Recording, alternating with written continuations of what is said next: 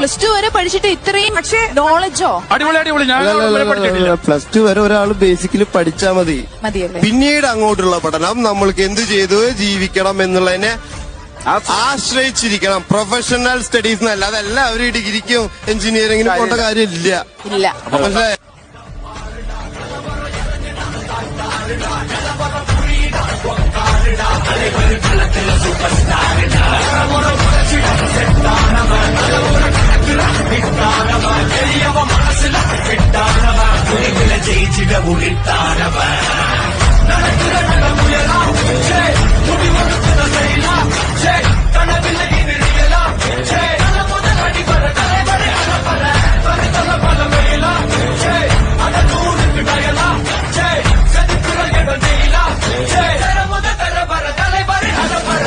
രംഗച്ചേട്ടൻ കാണിക്കുമെന്ന് പറഞ്ഞാൽ കാണിക്കും.